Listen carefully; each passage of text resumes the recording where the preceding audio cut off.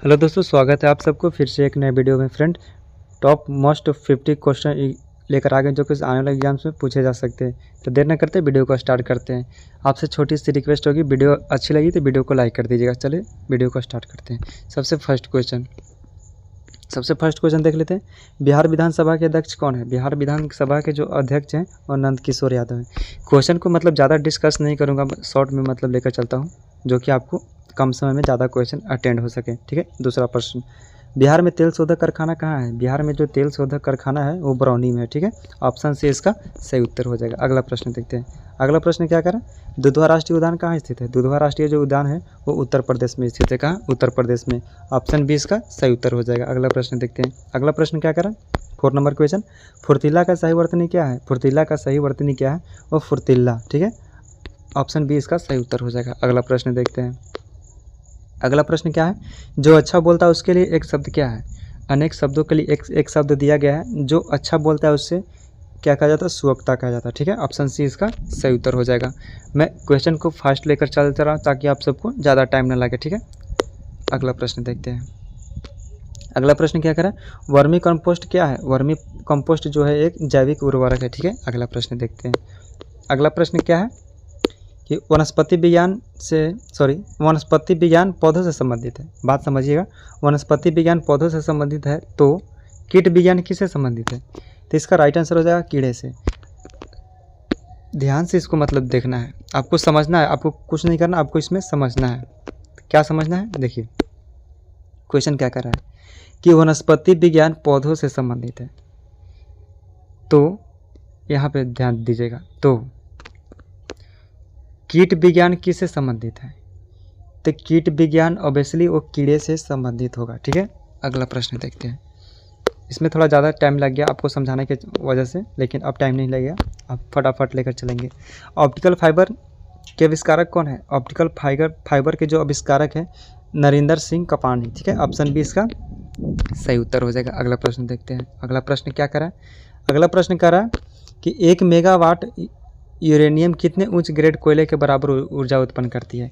जो 1 मेगावाट जो यूरेनियम है वो कितने उच्च ग्रेड कोयले का निर्माण करती है? ठीक है, उत्पाद करता है। ठीक है, वो 3.5 टन हो जाएगा। ठीक है। अगला प्रश्न देखते हैं। अगला प्रश्न क्या करें? उच्च न्यायालय की पहली महिला मुख्य न्यायाधीश कौन थी? उच्च न्यायालय की जो पहली महिला मुख्य न्यायाधीश थी वो लीला सेठ थी। ठीक है। ऑप्शन 20 का सही उत्तर हो जाएगा। अगला प्रश्न देखते हैं। अगला प्रश्न क्या करें? रामविलास शर्मा को किस रचना के लिए साहित्य अकादमी पुरस्कार मिला? रामविलास शर्मा को वो निराला की साहित्य साधना के लिए साहित्य अकादमी पुरस्कार मिला था। ठीक है। अगला प्रश्न देखते हैं। 12 नंबर क्वेश्चन, जीवित कोशिका का खोजकर्ता कौन है? इसमें 2 सवाल बनेंगे। ठीक है।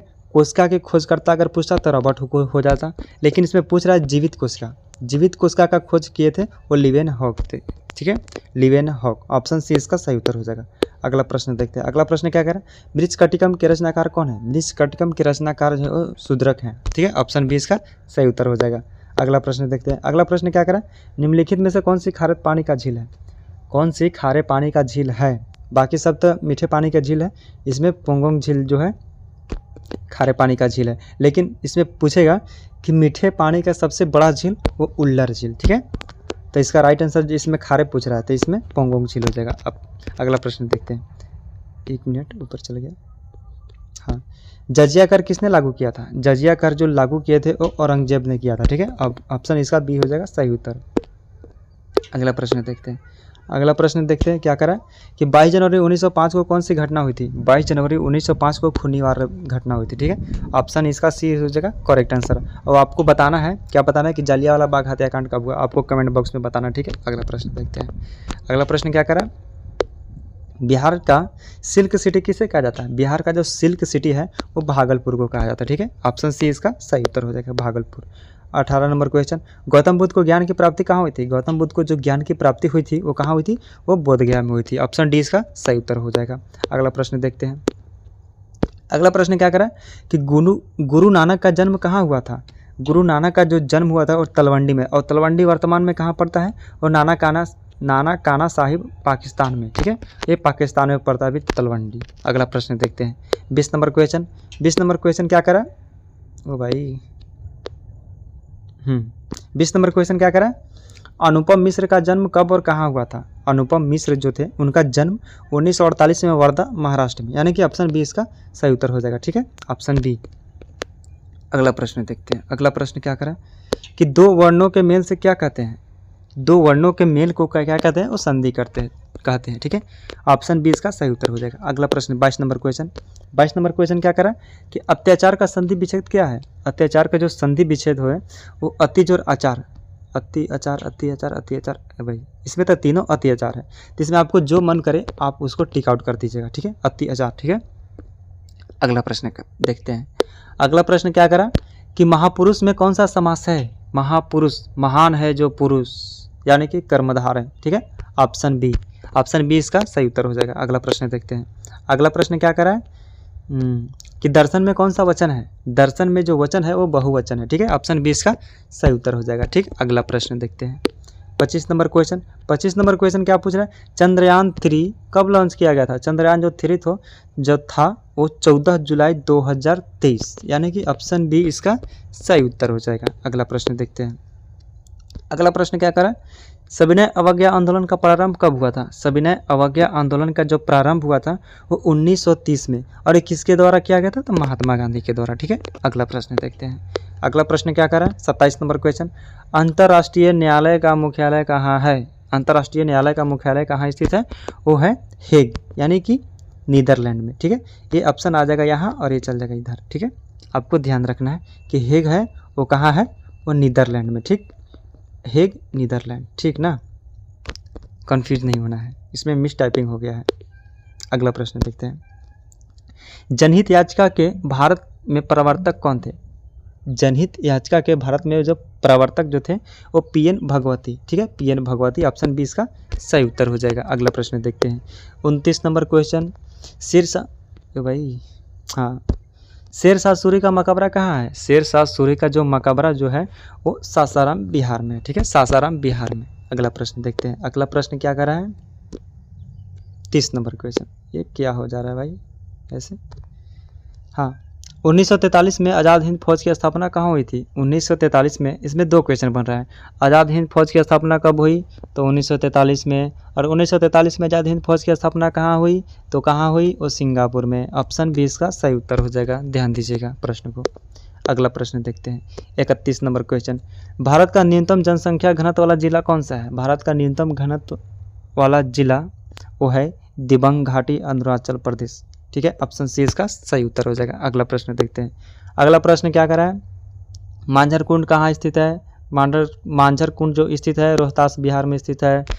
अगला प्रश्न देखिएगा, और इसमें मांझर कुंड के पास आप जाइएगा, सच में यह मस्त वाटरफॉल है ना कि आनंद ही आनंद आ जाएगा। कभी टाइम मिले तो आप जरूर जाइएगा। अगला प्रश्न देखते हैं। अगला प्रश्न क्या कर रहा है कि बिहार में महिला साक्षरता दर कितनी है? बिहार में जो महिला साक्षरता दर है वो कितना है? 51.5, यानी कि 51.5। ऑप्शन बी इसका सही उत्तर हो जाएगा। अगला प्रश्न देखते हैं। 34 नंबर क्वेश्चन।